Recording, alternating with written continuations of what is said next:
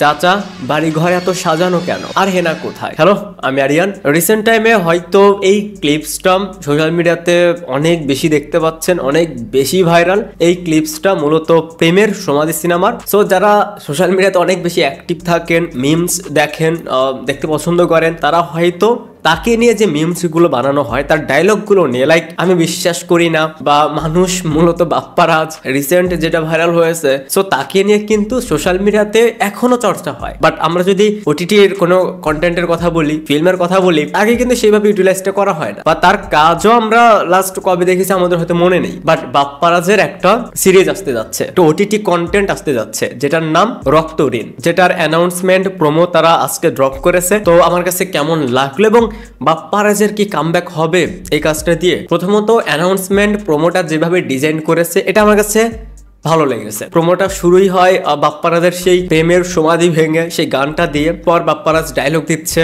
অনেক তো বিরহ হলো, এবার একটু অ্যাকশন হয়ে যাক। দেখেন আপনাদের কাছে প্রোমোটা কেমন লেগেছে বা বাপ্পারাজকে কেমন লেগেছে সেটা আমি জানি না, বাট অনেস্টলি আমার কাছে ভালো লেগেছে। আমি এই কাজটা দেখার জন্য এক্সাইটেড। এই সিরিজটা ওভারঅল কেমন হবে সেটা জানি না, এই সিরিজের ডিরেক্টর তার সম্পর্কেও তেমন কোনো আইডিয়া নেই, বাট এই কাজটা আই থিঙ্ক আমার মতন সবাই শুধু দেখবে বাপ্পারাজের জন্য। দেখেন বাপ্পারাজ 90s এর সময় যে কাজগুলো করে এসেছে সেই কাজগুলো নিয়ে কিন্তু এখনো আমরা কথা বলি। মূলত তার যে পার্টটা নিয়ে সবচেয়ে বেশি আলোচনা হয়, প্রেম করে বাট সফল হয় না, তাকে বলা হয় বিরহের নায়ক। এজন্য আমরা মিমস দেখি যে মানুষ মূলত বাপ্পারাজ। সো বাপ্পারাজের এই কাজটা দেখা যাক কেমন হয়। আমি তো বললাম কাজটা ভালো হোক। যেটা আরো ভালো লেগেছে, এই সময় যেহেতু তাকে নিয়ে অনেক বেশি আলোচনা হচ্ছে, তাকে নিয়ে চর্চাটা হচ্ছে, সো এই সময় তাকে নিয়ে এরকম একটা কাজ করা, সেটা কিন্তু হিট হওয়ার চান্স বেশি। আমরা আমাদের সিনেমাতে ক্যারেক্টার আর্টিস্ট হিসেবে যাদেরকে দেখি তাদের অভিনয় নিয়ে তো কথাই বলা যায় না, বাট তারা চাইলেই পুরনো যেসব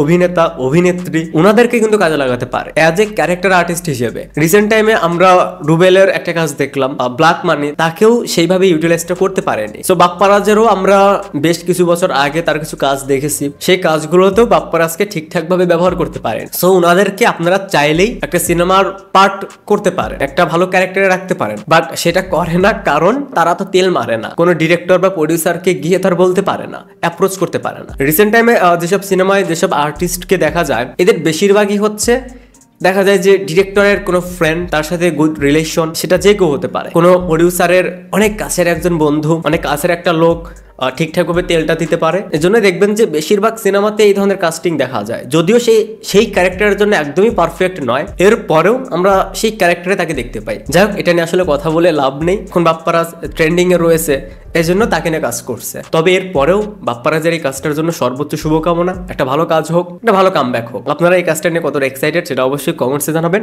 থ্যাঙ্কস ফর ওয়াচিং।